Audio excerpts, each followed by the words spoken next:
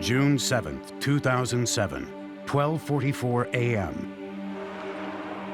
An anonymous 911 call comes into Tulsa PD. Police emergency, can I help you? Somebody's getting killed. The caller reports a fight between a man and a woman. How old of a man is he? 30. White. Is he using, does he have any In weapons? his hand. He's hurting. He's hurting. A patrol unit rushes to the scene and finds a woman lying on the sidewalk, beaten to death. The victim is an unidentified black female in her 30s. Regalado suspects she was a transient.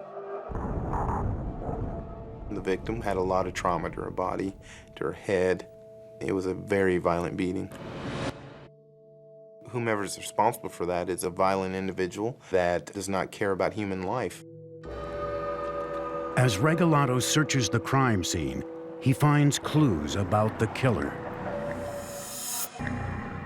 It was very dark. The first thing I noticed is blood on the walls and on the cement floor leading up to the front door of this residence. The blood trail leads to an apartment 90 feet away, hidden from the street. What they find inside is startling. There was harnesses and odd-looking devices hanging from the wall.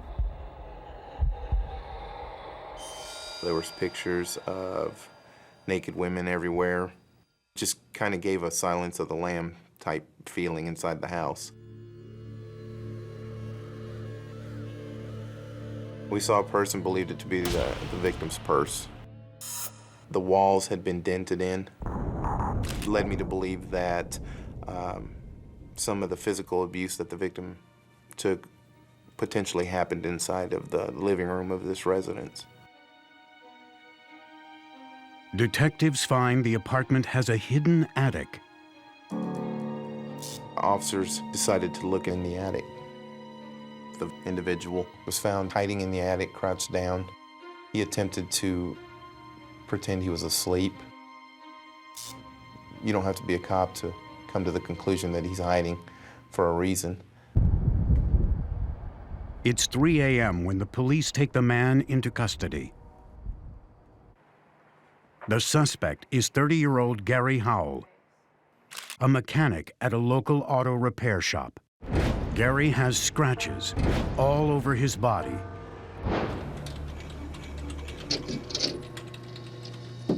Here you go. Very much. Got a blanket with you? Sorry. There are some people that you can tell almost looking in their eyes. There's something hollow about them.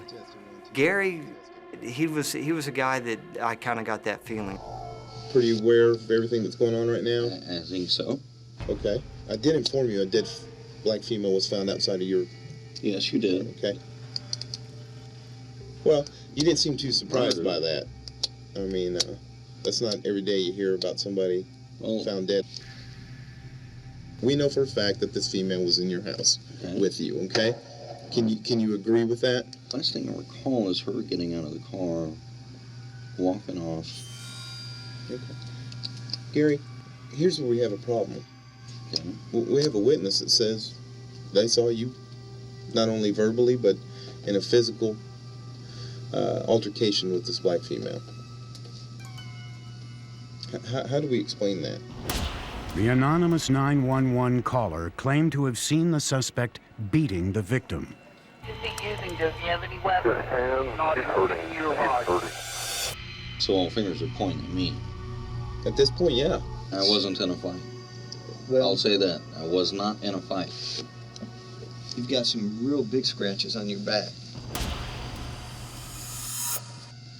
You know how you perceive those? You know, and they appear to be fingernail marks. And maybe because you were involved in a physical altercation. And without... Okay, if this is the proof that you have, all right. I don't remember. I don't...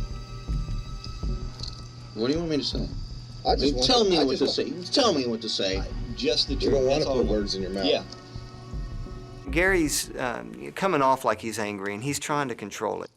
I remember everything from the time that you wake up in the attic and the police are taking you into custody.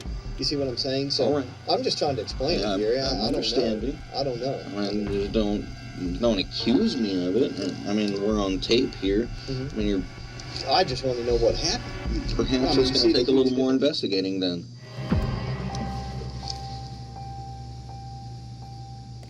Okay. At an impasse, the detectives decide to step out of the room.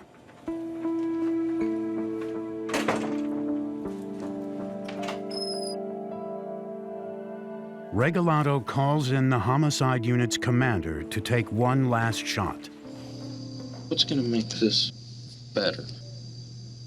Truth. Well, what am I going to do? I mean, you want me to admit to something I didn't do? This is dangerous territory because if he asks for a lawyer, then our questioning is over. We don't want you to admit to anything. You want me to tell you the quote-unquote truth, you say? If you want some sort of admittance, all right, I killed her. Cut her into small pieces. The victim's body was never cut up.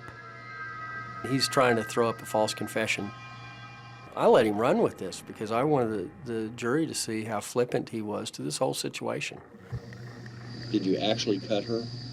Yes. Where? The legs, the throat.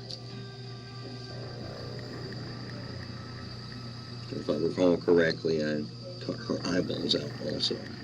Gary, this isn't a game here. We're trying to get to the truth. Nothing more, nothing less. This could mean the rest of my life here. I have a son that I love dearly. This told you so. He's 10 now. I've got cats. I've got a dog. I've got a girlfriend besides my wife. My wife and I have been separated for a little while. I absolutely do not think he cares about what he did. He's worried about what's going to happen to Gary, and that's it. 3 hours into the interrogation, detectives feel that Gary is finally wearing down. We're asking you for your own words, and you gave us those. Okay. Are those true and correct? No. What you just told us here, just for the record, what you just told us, this little story with and everything like that. He's exhausted. He's ready just to get it over with. He knows where he's going. So it's like, let's just get there. I'm tired. Okay, was there a physical fight between you and her? Yes. And who threw the first punch? She did. Hit me with her purse. And how many times did you hit her? And where did you hit her? What part of the body? Once in the chest. Stopped her heart, I guess. I don't know. Did you have any type of weapon other than your fists? No. Was that the truth that you said on this tape? Yes. Interview time's now 9:09 in the a.m.